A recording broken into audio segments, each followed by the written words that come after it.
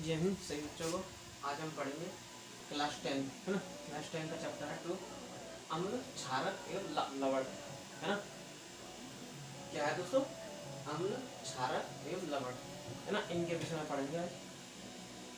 ठीक, पहला प्रश्न पढ़ते हैं दोस्तों। कोई विलयन लाल लिटमस से है ना, कैसे लिटमस को नीला कर देता है तो इसका एक पीएच है ना, पीएच संभवतः क्या होगा है ना। जब कोई विलयन है ना, लाल लिटमस को नीला कर देता है तो इसका पीएच है ना, पीएच संभवतः क्या होगा। इनके ऑप्शन है दोस्तों ए या 1 है ना, बी है आपका 4, सी 5 या 10, डी 10 है ना। कौन सा होता है इसका उत्तर? है दोस्तों डी है ना, यानी 10 है इसका उत्तर। क्यों? क्योंकि क्षार लाल विलयन को नीला कर देता है और क्षार विलयनों के पीएच का मान 7 से अधिक होता है ना। ध्यान रखेंगे किससे अधिक होता है? 7 से। पीएच है ना, पीएच का मान 7 से अधिक होता है। ठीक, नेक्स्ट क्वेश्चन पढ़ते हैं दोस्तों। कोई विलयन अंडे के पिसे हुए कवच से, जो अंडा जो होता है उसका ऊपर का जो छिलका होता है ना, उसके अंदर ज़्यादा कैल्शियम होता है ऊपर, ठीक है ना। अंडे के ऊपर वो छिलका होता है, वो ज़्यादा ही कैल्शियम होता है उसमें, सबसे ज़्यादा भरपूर। कवच से अभिक्रिया कर एक गैस उत्पन्न करता है। क्या करता है? एक गैस उत्पन्न करता है जो चूने के पानी को दूधिया कर देता है। इस विलयन में क्या होगा? पढ़ते हैं दोस्तों। या NaCl है ना, NaCl होगा, ठीक, या डी HCl या LiCl या KCl, इनमें से कौन सा होगा दोस्तों? इसका उत्तर है दोस्तों HCl। कौन सा है? HCl। ठीक, क्यों होगा दोस्तों? क्योंकि अंडे के पिसे हुए कवच में कैल्शियम कार्बोनेट क्या होता है दोस्तों? किसी अंडा जो है आपका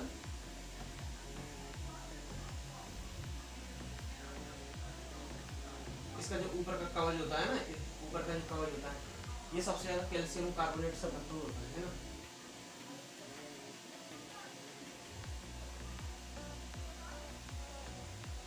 कैल्शियम से भरपूर होगा ये है ना। फिर याद रखना अंडे का जो छिलका होता है उसमें क्या होता है? कैल्शियम। ठीक,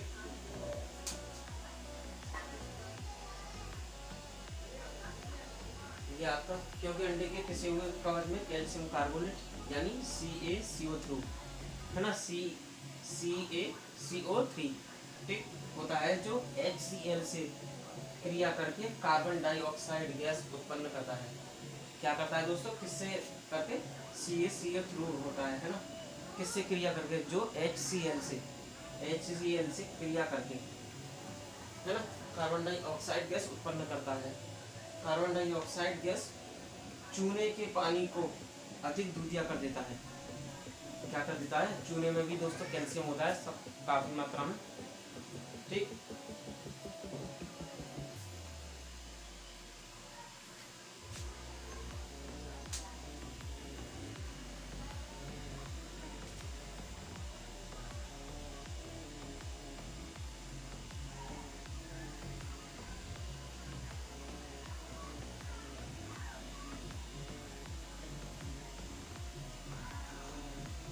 दोस्तों इसका समीकरण है, ठीक है, COCO3 CaCO3 यानी कैल्शियम कार्बोनेट प्लस इन दोनों को मिक्स करके हाइड्रोक्लोरिक अम्ल, इन दोनों को मिक्स करके इसका कौन सा बनता है? क्या बनता है दोस्तों? कैल्शियम क्लोराइड है ना, कैल्शियम क्लोराइड प्लस H2O यानी जल, इन दोनों को मिक्स करके CO2 कार्बन डाइऑक्साइड। ठीक, याद रखेंगे ये। नेक्स्ट क्वेश्चन की तरफ चलते हैं दोस्तों, क्वेश्चन नंबर 3 की तरफ। ठीक,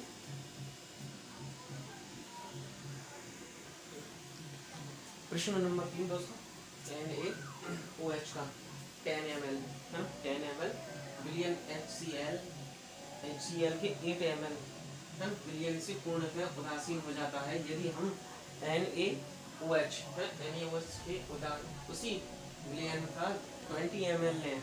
कितना? 20 ml 20 ml है, तो इसे उदासीन करने के लिए HCl के उसी विलयन की कितनी मात्रा की आवश्यकता होगी। समझ गए दोस्तों? मैं दोबारा समझा रहा हूँ, यानी NaOH का 10 ml विलयन ना, विलयन कितना 10 ml विलयन HCl के 8 ml विलयन से है ना, यानी NaOH से 10 मिलियन है ना, 10 मिलियन 10 ml है ना, और विलयन ठीक है ना, और HCl के 8 ml है ना विलयन से पूर्णतः उदासीन हो जाता है। यदि हम NaOH के उसी विलयन का 20 ml है, तो इस उदासीन करने के लिए HCl के उसी कौन से HCl के उसी विलयन के कितनी मात्रा की आवश्यकता होगी दोस्तों? 4 ml की आवश्यकता होगी, 8 ml की आवश्यकता होगी, 12 ml की आवश्यकता होगी, या 16 ठीक है 17 ml की आवश्यकता होगी, कौन सी?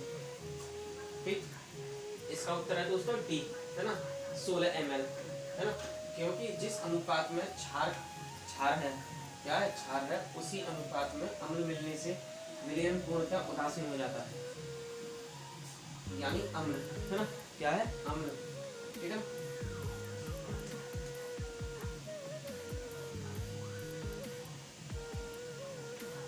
ये एक अम्ल है ठीक है ना, जो खट्टे पदार्थों में पाया जाता है ठीक, क्योंकि जिस अनुपात में क्षार है उसी अनुपात में अम्ल मिलने से विलयन पूर्णतः उदासीन हो जाता है ठीक। पढ़ते हैं दोस्तों नेक्स्ट क्वेश्चन की तरफ। क्वेश्चन नंबर 4, पीतल एक तांबे के बर्तनों में दही एक खट्टे पदार्थों क्यों नहीं रखा जाता? जो पदार्थ है ना, खट्टे पदार्थों को क्यों नहीं रखा जाता? तांबे का बर्तन है ना, और पीतल के बर्तन है, ऐसा क्या चीज है दोस्तों? उत्तर है आपका दही और अन्य खट्टे पदार्थों में अम्ल होता है। क्या होता है? अम्ल।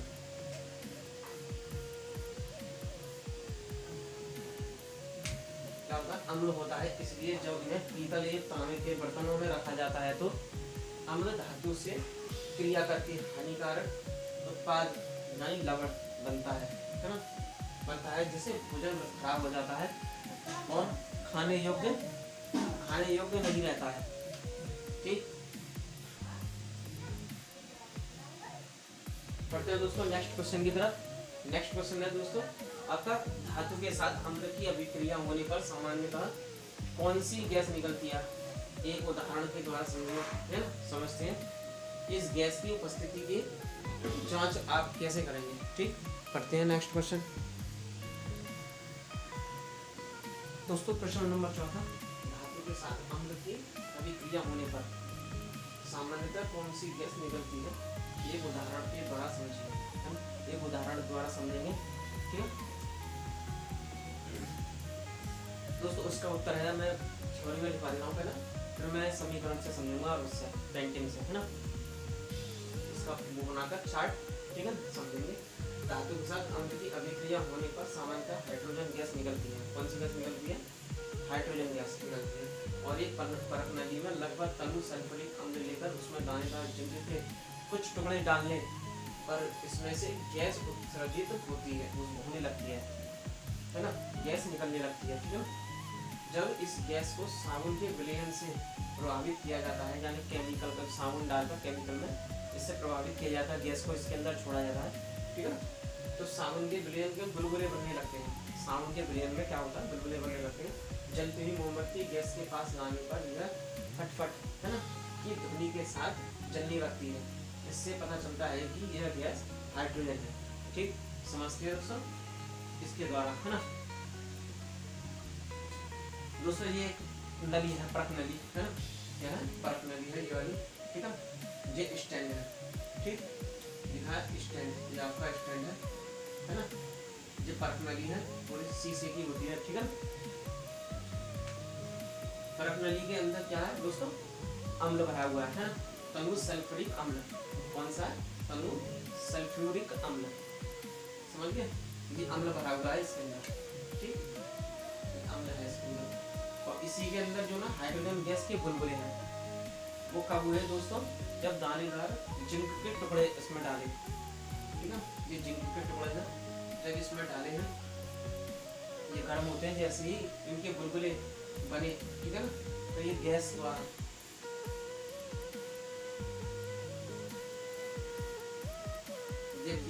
इस नली में गए, ठीक है ना, आगे इस नली में गैस द्वारा जाने पर ये पानी के अंदर जो नली है इसमें से जो बुलबुले निकले, है ना, ये साबुन का वो है विलयन, ठीक है ना, ये साबुन का है ना, इसके अंदर साबुन का विलयन है, साबुन का पानी मतलब साबुन का विलयन है। इसके अंदर जो नली है भागती जाएगी, इसमें से जो बुलबुले निकलेंगे, ठीक है, तो मोमबत्ती दिखाने पर ये बुलबुले फट जाते हैं, तो इसमें से फटफट की आवाज आएगी, ठीक। ये कौन सा है, या हाइड्रोजन से भरे साबुन के बुलबुले, ठीक है, साबुन का विलयन जी है, ठीक। ये समझ गए आप।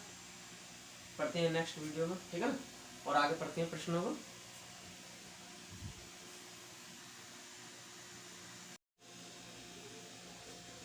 दोस्तों नेक्स्ट क्वेश्चन है आपका, यौगिक का प्रचलित नाम क्या है? यौगिक ना, यौगिक का प्रचलित नाम क्या है? CaOCl2। कैसे याद रखेंगे? CaOlC2, है ना, OCl2, है ना, CaOCl2, ठीक है। यौगिक का प्रचलित नाम व्यंजक चूर्ण है। क्या है? व्यंजक चूर्ण, ये याद रखेंगे दोस्तों, ठीक है। नेक्स्ट क्वेश्चन है आपका का उस पदार्थ का नाम बताइए जो क्लोरीन से क्रिया करके, किससे? क्लोरीन से क्रिया करके व्यंजक चूर्ण बनाता है। किससे करके? क्लोरीन से, है ना दोस्तों।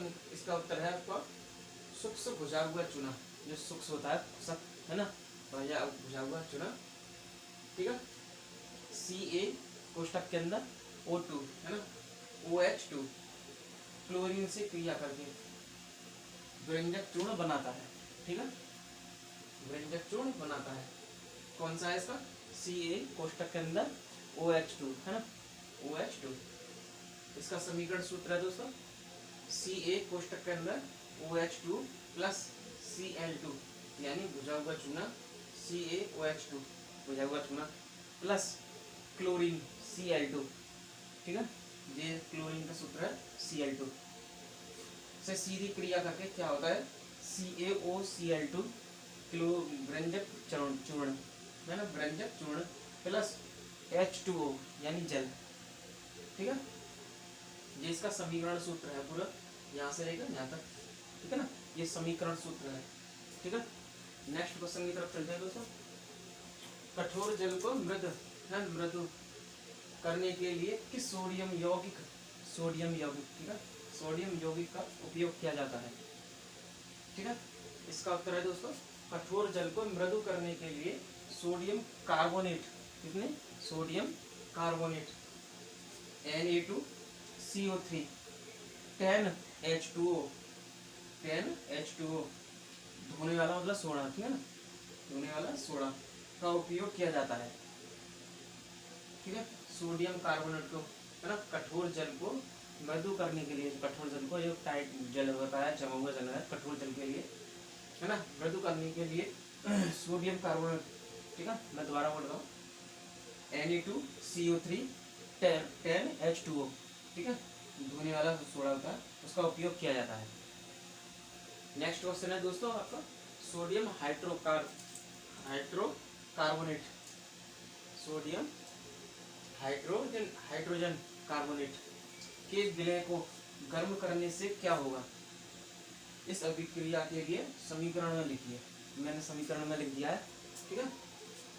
सोडियम हाइड्रोजन कार्बोनेट के विलयन का गर्म करने पर सोडियम कार्बोनेट जल, कौन से? जल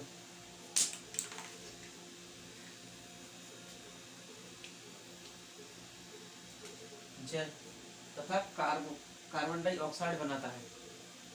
गर्म करने पर क्या होता है दोस्तों? सोडियम हाइड्रोजन कार्बोनेट, कौन से? सोडियम हाइड्रोजन कार्बोनेट के विलयन को गर्म करने पर सोडियम कार्बोनेट जल तथा कार्बन डाइऑक्साइड बनाता है, ठीक।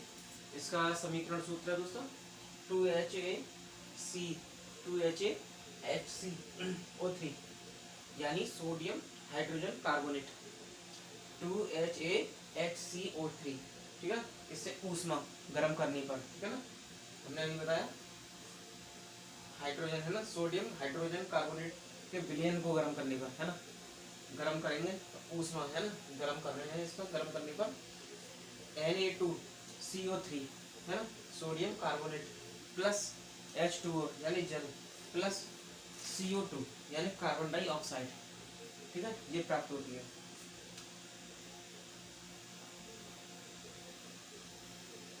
ठीक, ये दोस्तों कुछ मुख्य क्वेश्चन है आपके जो एग्जाम के लिए हैं, ठीक है ना, इन्हें याद कर लीजिए। मिलते हैं नेक्स्ट वीडियो में। जय हिंद।